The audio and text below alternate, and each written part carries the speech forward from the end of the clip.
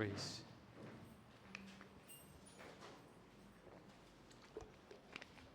Praise.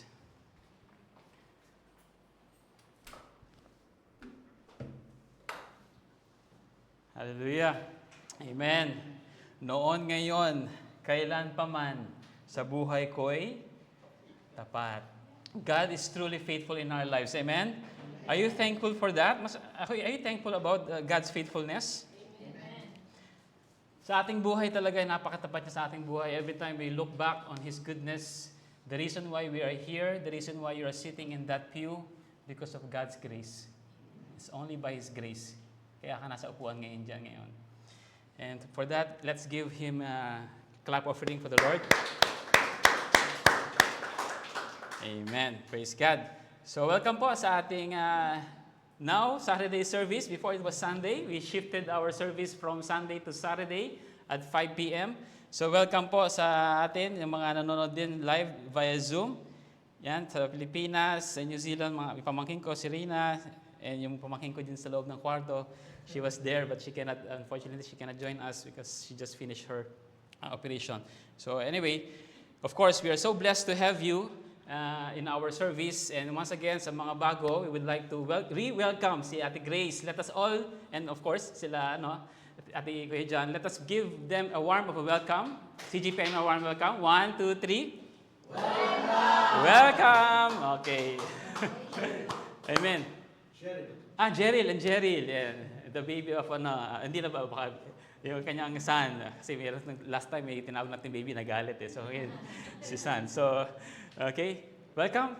And we're so blessed to have you. And you're in CGPM Church, which stands for Christ Green Pasture Ministry International. Wala po tayong tinataas dito kundi ang pangalan ni Jesus. Amen? At sabi sa Acts chapter 4, verse 12, salvation is found in no one else, for there is no name under heaven given to mankind by which we must be saved. It's only through the name of Jesus. Amen? Amen. So we're still in the series of Wiki Church, your discipleship journey. Yan. Nandito pa rin po tayo. Okay? And last month of May, we tackled about engage, which means engage in culture and community. Okay? Nung June naman po, we tackled about establish, which means establish in biblical foundation. Okay? And last month, July, was handled by Pastor Pino alone, okay? Which is equip, okay? We discussed about equip believers to minister, okay? And now, for this month of August, we will start our fourth series, mga kapatid, and the last leg of discipleship journey, which is empower, disciple to make disciples, okay? Our text for today comes from the book of Mark, chapter 2, verse 1 to 12. So you have your Bible with you, electronic Bible. Please open your Bible and certainly please stand in the reading of God's precious word. Mark chapter 2, verse 1 to 12. Beginning verse 1. A few days later, when Jesus again entered Capernaum, the people heard that he had come home. They gathered in such large numbers that there was no room left, not even outside the door, and he preached the word to them. In verse 3, some men came, bringing to him a paralyzed man, carried by 4 of them. Since they could not get him to Jesus because of the crowd, they made an opening in the roof above Jesus by digging through it and then lowered the mat the man was lying on. When Jesus saw their faith, he said to the paralyzed man, "Son, your sins are forgiven." Now some teachers of the law were sitting there, thinking to themselves, "Why does this fellow talk like that? He's blaspheming. Who can forgive God? Who can forgive sins but God alone?" Immediately, Jesus knew in his spirit that this was what they are thinking in their hearts. And he said to them, "Why are you thinking these things? Which is easier, to say to this paralyzed man, 'Your sins are forgiven,' or to say, 'Get up, take your mat, and walk'? But I want you to know that the Son of Man has authority on earth to forgive sins." So he said to the man, "I tell you, get up, take your mat, and go home." He got up, took his mat, and walked out in full view of them all. This amazed everyone, and they praised God, saying, "We have never seen anything like this." May the Lord bless in heeding of His word. May I request everyone to bow our heads and pray a word of prayer.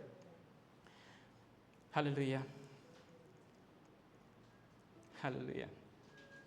We thank you for the reading of your words. Lord, we come before you asking for your Holy Spirit to fill this place, Lord. Anoint my lips. Even though this message is for the believers, Lord, for the disciples, Lord, let your message go through the hearts of those people who still did not give their hearts to you, Lord. Remove all distractions, Lord, whatever we have baggages in our hearts, in our minds, kung ano iniwan namin sa bahay, sa trabaho, Lord, help us, Lord, to forget it, and help us, Lord, to focus alone in you, Lord. Give us your word. Help us, Lord, to understand your word, Lord. Let you be the teacher, Lord. Help me, Lord, to speak what you want to speak, and help me, Lord, not to speak what you don't want me to speak, Lord. I need you, Lord. Without you, I am nothing, Lord. I can do nothing, Lord. Anoint this place. Fill each and every one with your love. And help us, Lord, to receive your word with gladness, Lord. This is our prayer in the mighty name of Jesus. Everybody say, Amen. Amen.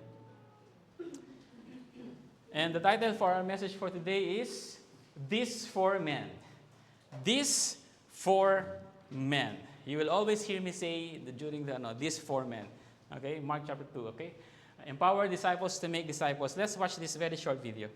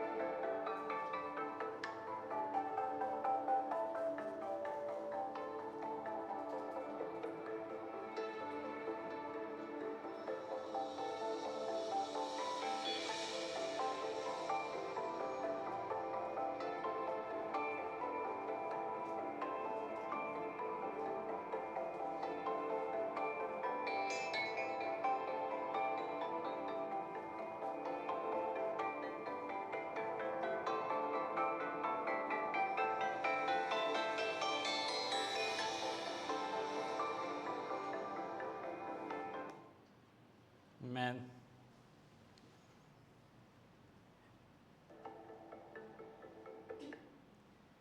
Yan. Ants. You know Ant-Man? Ant-Man? The superhero? Ant is one of the intelligent insect in the planet, you know. They have teamwork, they don't have leaders, or they don't have commander, they don't have commander-in-chief, yet, you know, they move as one team with one goal. With one goal, with one mission, which is, you know, to bring, you know, foods from that part, and then they will send the food from that area, you know. Their mission is to bring food in their storehouse.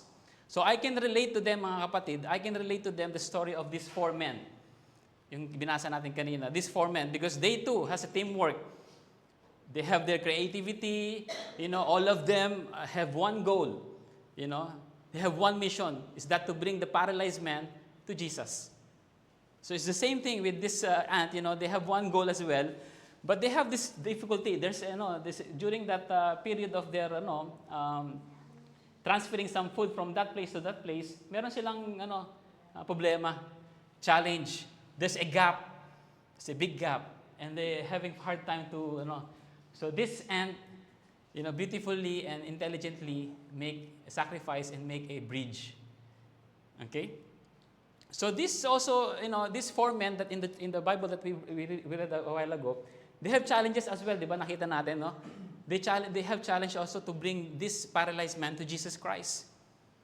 But because of their creativity, all of them has one goal, all of them has one mission, to bring this paralyzed man to Jesus. And we as a church, mga kapatid, we as a church, we must also do the same thing. Kailangan gawin din natin, bring people to Jesus Christ. Why do churches, or we, as CGPMI in particular, having hard time to bring people to Jesus? Bakit kaya? What does it take to do what these 4 men did?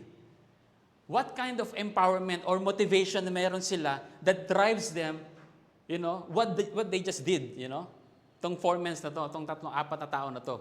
What do they possess? What drives them to go an extra mile?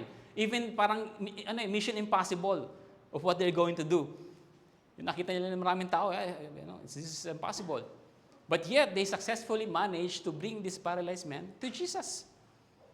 What is the motivation factor? Ano meron sa 4 na tao na to? What does they have? What qualities they have? You know why? First, because they have, disciples. They are disciples. Disciples are empowered to make disciples because they were driven by compassion. They were driven by compassion. Look at this, mga kapatid. This 4 men has no relationship with the paralyzed man. Hindi nila kamag-anak to. The Bible says that, the Bible did not say the brother of the paralyzed man or whatever. They just mentioned some men. Maybe it's their neighbor. Or maybe they're just passing by every day, to that house, going to the market, and they always see this paralyzed man lying on the lawn, sa harap ng bahay. So we don't know their relationship, but for sure they are not relatives. Okay? They are not relatives. If these 4 men have no relationship with the paralyzed man whatsoever, why do they have to bother? Why do they have to bother and trouble themselves? Why do they have to bother? Kailangan pa nilang bitbitin, they have to carry this man, travel, and then went to the roof. Why they have to bother? If this guy is not relative or whatever. You know why? The answer is because they have compassion. They have compassion.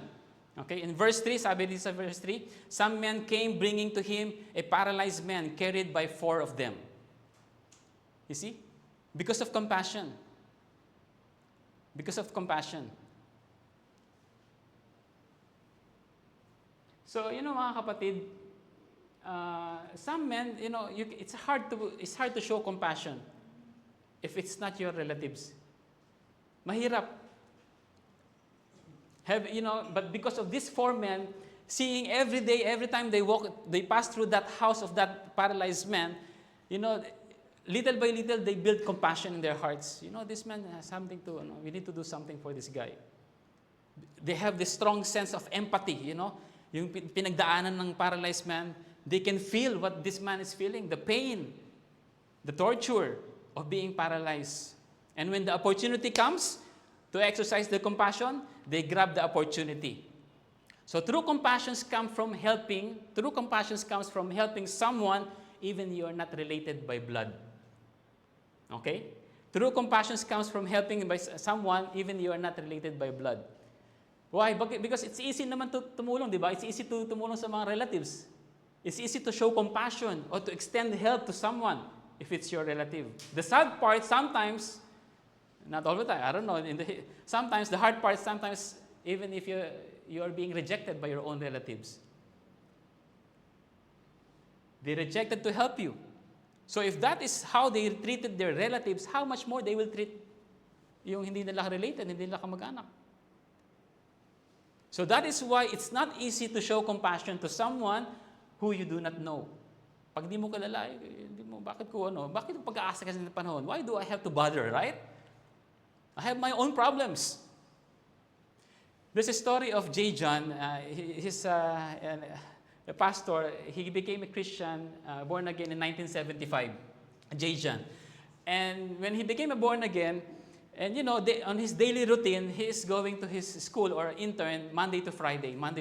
So Monday, one particular Monday, after he gave his life to Jesus Christ, so he went to his school, and he suddenly noticed a homeless man.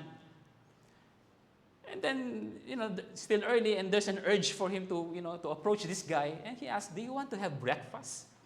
Oh, of course, sure. I want to have breakfast. Okay, let's come. Let's have a breakfast. So they went to a restaurant and they ate a breakfast. And they asked this guy, this homeless man, how long have you been, where are you staying? Where are you staying, this guy? And the guy said, you know where the place where you saw me? No. Where do you always stay? Where do you always, yung hangouts? Do you remember the place where you saw me? Yeah, I know, I remember, but where do you always stay? Remember the place where you saw me? That's the place where I always hang out.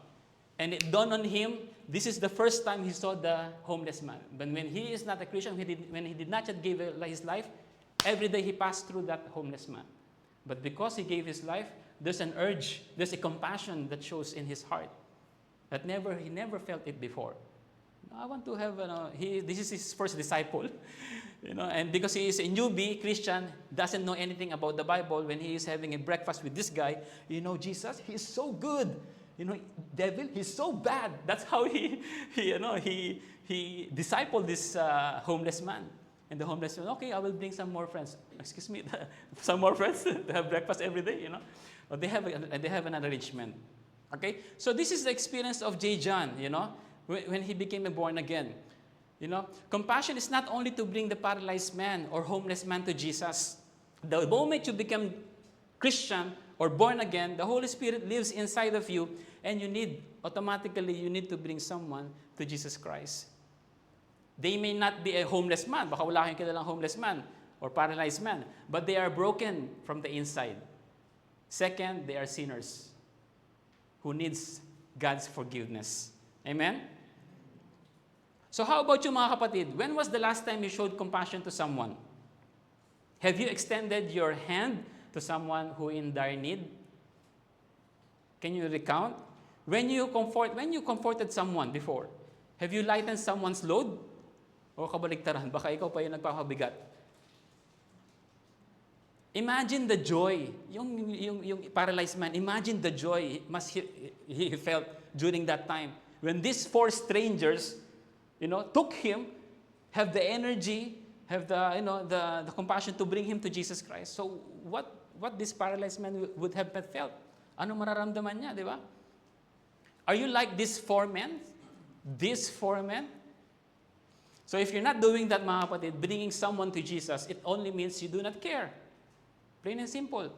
Even if you knew they are going to hell, and yet you are not doing anything to snatch them out from the fire, then you don't have any compassion. And we need to ask God's forgiveness for that. We need to have compassion for the lost. Mga kapatid, hear me out. Any unbeliever, any sinners, any unbelievers will not go to Jesus voluntarily. Ay, makasalanan ako. I am a sinner. I will go and I will give my life to Jesus Christ. There will never come a time that they will do that voluntarily. Ever, they will not do that. In Romans chapter 8, verse 7, it says, sabi po rito, because the mind set on the flesh is hostile toward God, for it does not subject itself to the law of God, for it is not even able to do so. You see, they will never ever come to God. They will never. Hostile. Galit sila sa Panginoon. They have this sense of strong dislike about Jesus, they might not even show it physically, siyempre, hindi nila sabihin sa inyo personally, but deep inside, they don't have nothing to do with Jesus. They don't have nothing to do about God, but they want to go to heaven. But still, they will not go to God ask for forgiveness. The people that is unbeliever and they are living a sinful lifestyle, alam nyo na namumuhay sila, and just like the paralyzed man who has no means at all to bring himself. The people we know, those unbeliever, those who we want to reach the lost, mga kamag-anak natin, whoever it is, kaibigan natin, they are just like the paralyzed man. This paralyzed man has no means to bring himself to Jesus Christ. Got my point? He has no means. So someone has to lead him, someone has to lead her to bring her to Jesus Christ. And that someone is you. So what are you waiting for, mga kapatid? We need to ask God for compassion, to give us compassion, to give us boldness to bring people to Jesus Christ. Do not care what people will say or what they will think or what they will do. So if you have this mindset, mga kapatid, if you have this mindset that people are lost, ganito yung laging mindset nyo, that people are lost without Jesus Christ, then you will have always compassion for the lost souls. Amen? So we, as disciples of Jesus Christ, point number 2, are empowered to, first, compassion. Disciples are empowered to make disciples because they were driven by courage. Courage. In verse 4, it says, since they could not get him to Jesus because of the crowd, they made an opening in the roof above Jesus by digging through it and then lowered the mat the man was lying on. Courage. Say courage. Courage.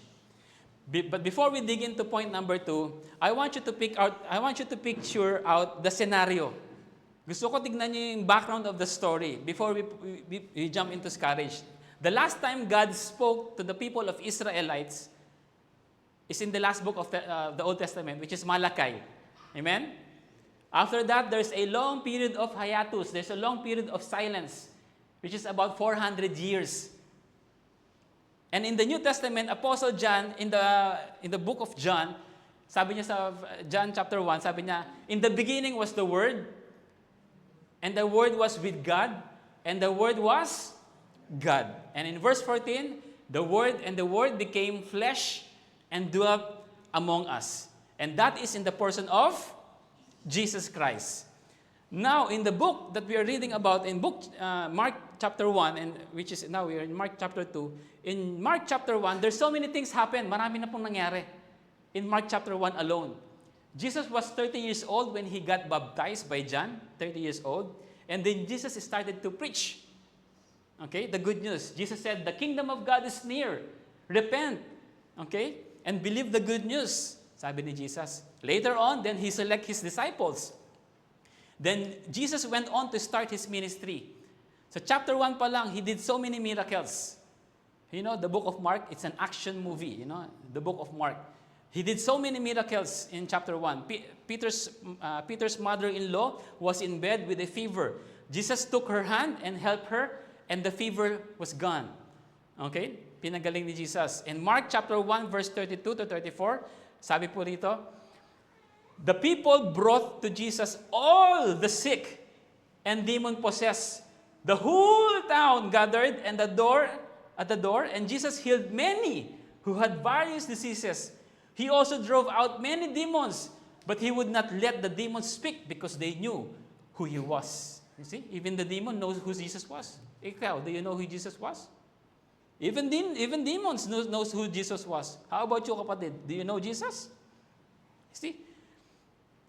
So this is the miracle he performed. The whole town, imagine the whole town got crazy about Jesus. The first time that God revealed himself, and then all of a sudden there's a superstar. Who is this Jesus? Who is this Jesus? I want to see him. I want to meet him. You know? Ganon siya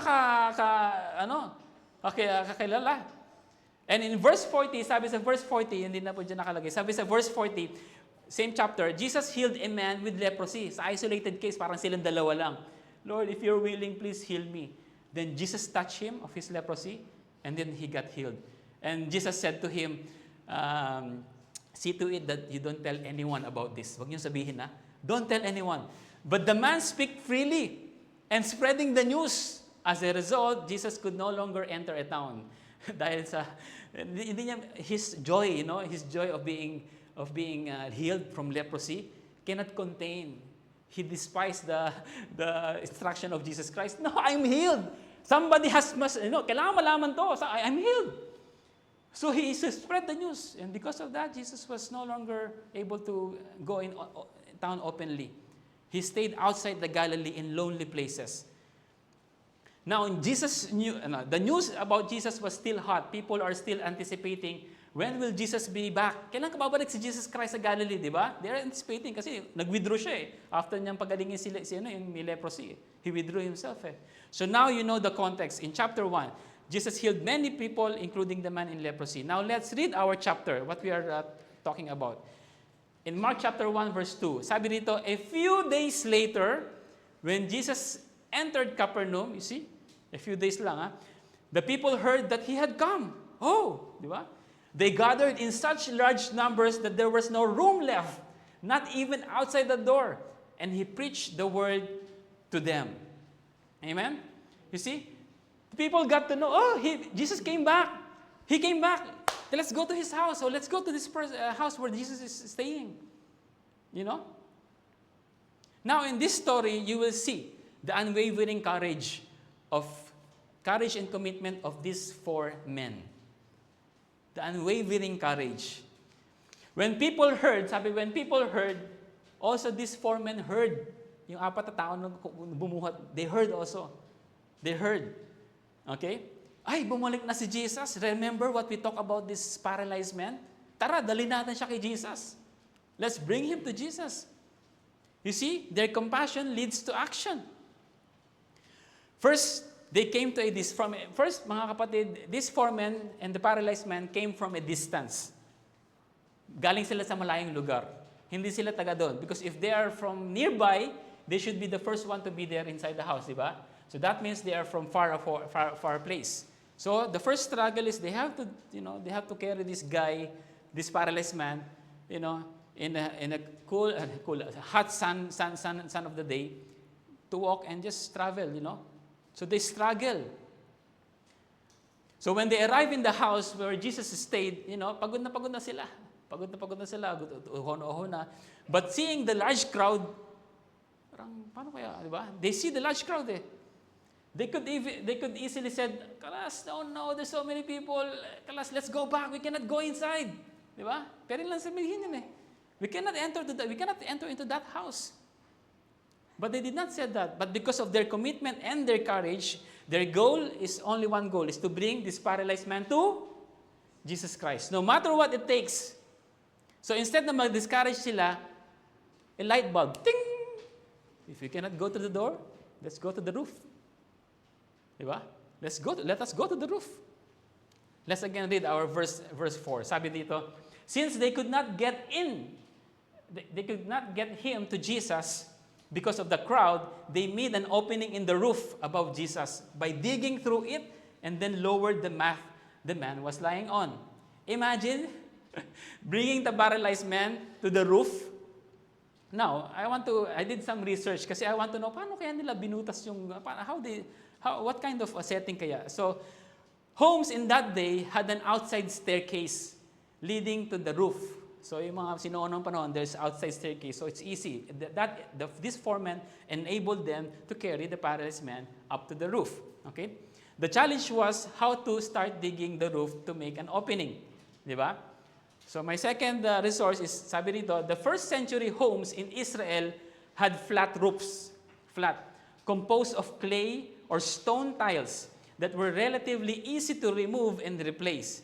The parallel account in Luke chapter 5 actually says they took off some tiles. These tiles were sometimes covered with earth or sod for insulation. So those men on the roof, they bend their knees and start breaking those tiles piece by piece. Piece by piece. Because these 4 men cannot wait. Hindi nila mahintay. Diba? Maraming tao. There's so many crowds. They did not decide, let's just wait na lang. Let's just wait to finish this preaching. And then after his preaching, let's wait for Jesus to come out. They did not. They cannot. They don't have, they have this sense of urgency. And when they finish making the openings sa roof, one by one, they removed the tiles. They lowered the paralyzed man down and let the paralyzed man see Jesus. So imagine the scenario, mga kapatid. Just imagine the scenario. These 4 men, they're destroying, this is not their house. Hindi nila bahay yun, ha? This is not their house. But they have the guts to remove the roof. Second, Jesus Christ was inside in the house preaching the word. And imagine, all of a sudden, they will hear a sound, tug, tug, tug, And then all people inside the room, what on earth is happening? Diba? Ano nangyari? And the owner of the house, Oi! Stop what you're doing! We cannot hear Jesus! Stop what you're doing! This is not your house, di ba? But still, what did these 4 men did? You know, they never stop. They still continue. Dig, dig, dig. So they get annoyed. Those people annoyed sila. So these men never stop. They have this courage. What these men exemplified is courage. You know, hindi mo naman bahay yan. That's not your house. Why you're destroying the roof, di ba? But they have one goal in mind, to bring the paralyzed man to Jesus. They don't care what people will say. They don't care what people will do to them. Even someone will come and, arrest them. They don't care. They don't care what they think about them. Do you see how far they go? This is not their relatives, ah. Ikaw kapatid, do you have the same compassion and courage like these 4 men to bring people to Jesus? Do you have this effort like these people just to bring them to Jesus?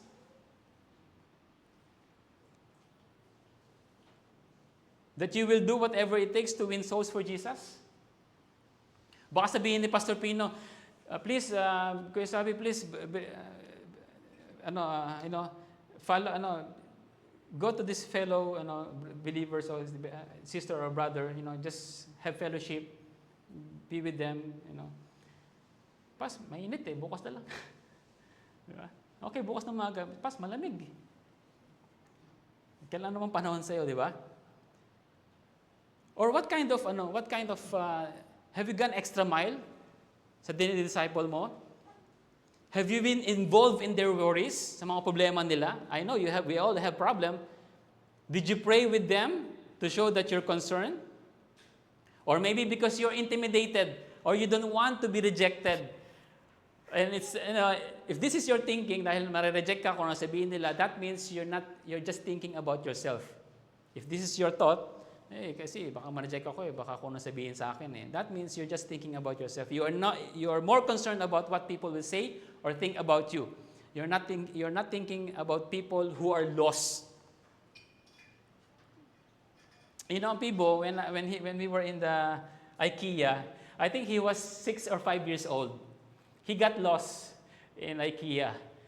And IKEA is so big, no? Napakalaki. And if this is your first time experience, sometimes it's daunting, Sometimes it's very, kasi baka kunin na tao. So, seconds for me feels eternity na, where is this? Where are people? 1 minute na to miss. And I started to, I started to shout from the top of my lungs, People! I don't care, people were looking at me and very annoyed, sabi ni Peng, yung boses mo, lakas naman mo. But still shout, People! Malakas pa rin boses ko. Alam niyo naman, kilala niyo naman ako. I don't care what people will say because my son is lost. This is my first time, I'm looking for my son. I don't care what people, yung mga all nationality, Arabic, just look at, they're annoyed looking at me. What's this? Why is shouting like that, But I shout the more, People! I want him to hear me. Di ba? I want him to hear me. Hindi ako marinig, hindi ko siya makita. I went to the customer service. Do you have paging system? Do you have this, yung paging system, about the public address system? Yes, we do have. Can I use it? No, sorry. This is only for staff. Give it to me. Then I jump over the counter and page him. Because my son is lost. Anyway, that last story is not true. I'm just kidding. I just want to emphasize that my son is lost and I have to do something. Right? I have to bring him back. So if we have the same mindset that we have to our loved ones, to our friends, that they are lost, we don't care what people will think. We don't care what people will say. Just do it. Be creative like these people, these men. They're creative, They're so creative. You are inviting them to church. Ayaw nila, it's fine. You invite them in coffee shop. Invite them wherever she's comfortable, whatever she's comfortable. Be creative. Just do what God wants you to do, and He will do the rest. Amen? Going to the last point. You as disciple are empowered because disciples are empowered to make disciples because they were driven by compassion. They were driven by courage. Last but not the least, disciples are empowered to make disciples because they were driven by Conviction. Say conviction. Conviction. In verse 5, sabi rito, when Jesus saw their faith, He said to the paralyzed man, Son, your sins are forgiven. Your sins are forgiven. Conviction. According to Collins Dictionary, ang ibig sabihin niya, a conviction is a strong belief or opinion. According to Collins Dictionary. Pero according kay Professor of Psychology, sabi niya rito, si Linda Skitka writes, convictions are attitudes that are treated more like possession or aspect of the self, sarili mo. In other words, convictions are not just merely an opinion, but they are firm or strong belief that defines who you are. Okay? It's just okay, it's an opinion, it's opinion mo lang yan. But this is your firm and strong belief that defines who you are. That is a conviction. Okay? So if these four men do not have the conviction or strong belief that Jesus will heal the paralyzed man, do you think they will have the courage? Magalakas pa ba silang loob na pumunta? They will still have to go through the lengths of what they did until it reaches Jesus? Do you think they will still have courage kung meron silang conviction, kung wala silang conviction? No. They will have no... When they see the crowds, stop, let's go back, we cannot. Maybe, baka hindi pa pagaling, baka mapapahiya pa tayo, maybe Jesus will not be able to heal this guy, di ba? If they have those conviction. Kung shallow lang yung conviction nila. But the truth of the matter is they have conviction. And conviction is very important. Kasi if they don't have convictions, mga kapatid, or shallow lang yung belief nila, they will not go through struggle pa lang yung pagpunta eh. They're just going to walk from their place to Jesus' place eh. Struggle na yun eh. While they're walking, papagaling kaya siya ni Jesus? Baka hindi, no, wag na, balik lang tayo. Mainit eh. Di ba? No, they have strong conviction. They know that when they bring this man, it will get healed. Amen? So, but they didn't stop it, you know. They have strong conviction, and when Jesus saw their faith, in essence, they saw their conviction, Jesus healed the paralyzed man. Amen? I personally believe that Jesus granted healing not because of the paralyzed man. It's because of these four men. Because the paralyzed man cannot do nothing eh. He is helpless. He cannot even bring himself to Jesus Christ. So the reason why Jesus granted healing to this paralyzed man because of these four gentlemen, these four men, okay? Because of their courage. They see, when Jesus saw them, He saw their conviction and their courage. Amen? But have you ever wondered, mga kapatid, sinabi niya rito ni Jesus, Son, your sins are forgiven. What would be the reaction of the four men? Ano kaya ang naging reaction ng four men? Nandun sila sa roof, no? And when they heard Jesus Christ said, Son, your sins are forgiven. Hey, Jesus, we don't need your forgiveness. We need healing for this man. Or do you think the paralyzed man will get disappointed? You know, he will get disappointed when Jesus said, your sins is forgiven. While all along, Lord, I come here for healing, no? Do you think he will be mad, sad about what Jesus said? What they felt? But that's not what they felt, mga kapatid. Itong mga Jewish, because in the Jewish mindset, mga kapatid, during that time, yung abnormalities or sickness, okay, they were taught to be a judgment of God. You know, judgment of God for past serious sins. That's what they're taught, mga kapatid. Remember the man who was born blind? Sabi, Lord Jesus, this man was born blind. Di ba? Tinatanong nila si Jesus eh. Was this man, was it because he makes his own sin, because of his own sins, or his parents' sins? They are attributing a sickness, an illness, to the sins of the past, or the parents' sins. So they have this mindset. It's true that physical problems in those days were direct result of sin. Dahil sa kasalanan, kaya sila nagkasala. Remember, Jesus said to the lame man, sa isang another story, sabi niya sa lame man, when he healed the lame man, And he saw this layman again in the sa temple. And nasabi niya, you see, you're well again. Stop sinning, sabi niya. Stop sinning. Or even worse may happen to you. So that means sin has a correlation effect sa sickness ng tao during that days. Even today, it's true. It's still happening. Because the Word of God cannot be broken.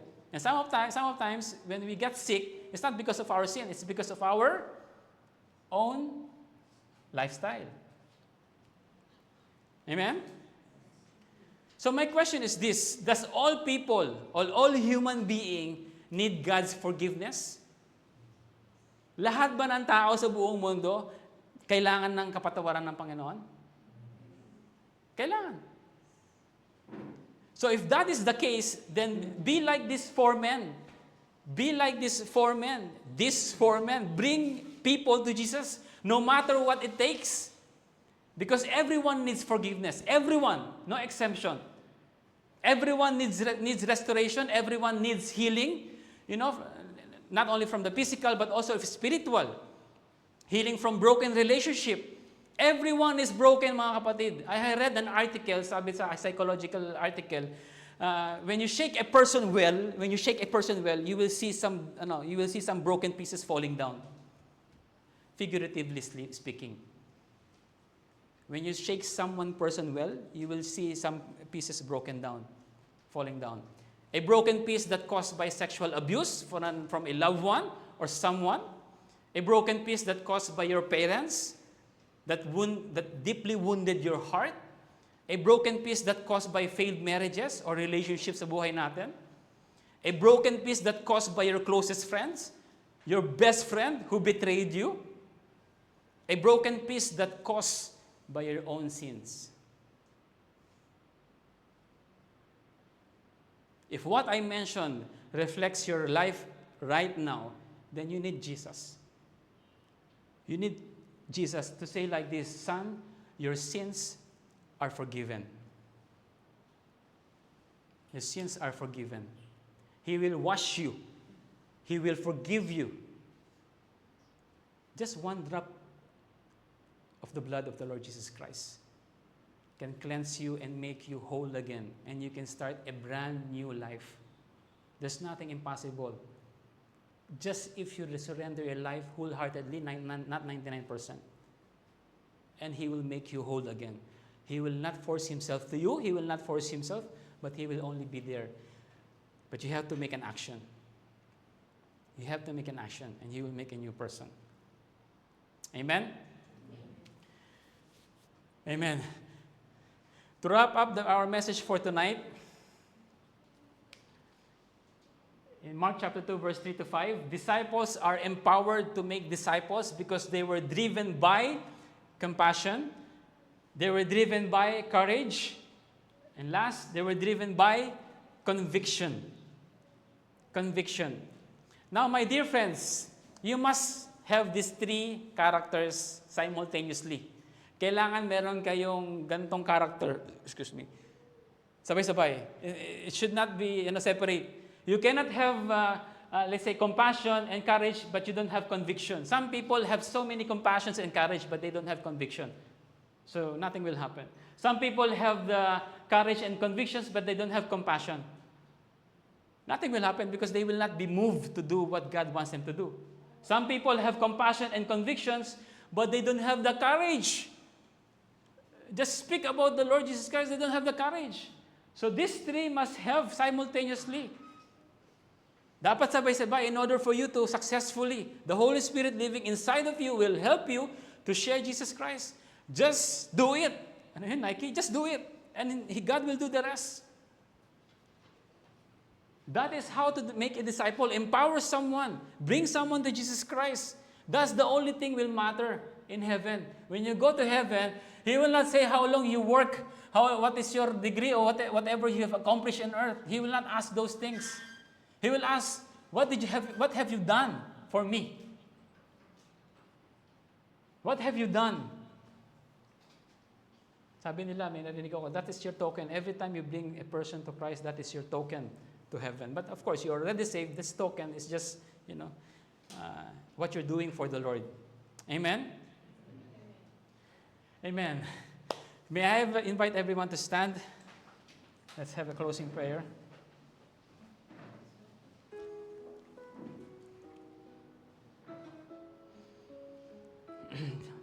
Heavenly Father, we come before you with open hearts.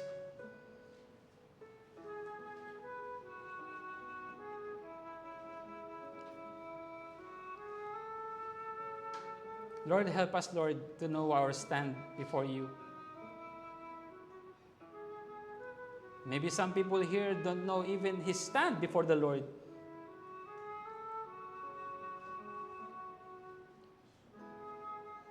What is his relationship before the Lord? Some people are living their own life, but do not have a spare time to spend time with the Lord. Lord, we come before you and ask for forgiveness. Help us, Lord, to be like these 4 men, that they have this compassion for the lost. Because lost people will never, ever be able voluntarily come to Jesus Christ. They need us, Lord, as a bridge to bring them to you, Lord. If our life, if our plans, our priorities, Lord, is not toward in this discipleship, Lord, forgive us, Lord. Forgive us, Lord. Let your Holy Spirit, Lord, birth the compassions that we need, Lord. So every time if we walk out this room, when we see someone, even they are not related, Lord, help us, Lord, to be sensitive, Lord, and we will be moved with compassion, Lord, to see how you see people, Lord. Give us your lens, Lord, to see people who are in need of fellowship, who are in need of your guidance, Lord. Open our spiritual eyes, Lord, and forgive us for the sin of omission, Lord. Help us, Lord, to do what you want us to do, Lord. To make disciples, Lord. To lead someone to follow you. In Jesus' name, give us this compassion, Lord. Give us the courage and give us the convictions that we need, Lord. Help us, Lord, not to be busybodies, Lord. Help us, Lord, not to be preoccupied with so many things and forget the most important thing in our life, Lord, and that is to bring you glory. To share Jesus, to bring Jesus to your feet, Lord. But first of all, we cannot do that if you will not fix our heart first. Fix our hearts, Lord. Renew our mind. Let us not focus on the things on this earth. Help us, Lord, to focus on you, on the things above, Lord. What will make matters, Lord, beneficial in heaven, Lord. Help us, Lord, to do what you want us to do, Lord. Prepare our hearts, Lord. Give us this knowledge that we need, Lord, and boldness to speak to someone. And we will not let this pass this month of August, Lord, that we will not reach to someone, talk to someone, and lead them to Christ. Give us this burden. We thank you for the forgiveness. We thank you for what you have done on the cross. It's not too late. Use our life, the breath that we have right now, the remaining breath that we have, Lord, use it for your glory. In Jesus' name. This is our prayer in the mighty name of Jesus. Amen. Amen. Amen. Hallelujah. Now, church, the Lord bless you and keep you. The Lord make his face to shine upon you and be gracious to you. The Lord lift up his countenance upon you and give you peace. Receive the blessings of God in your life, in your career, in your job, in your business, in your relationship. In Jesus' name, amen, amen, amen. Praise God. To God be the glory. Amen.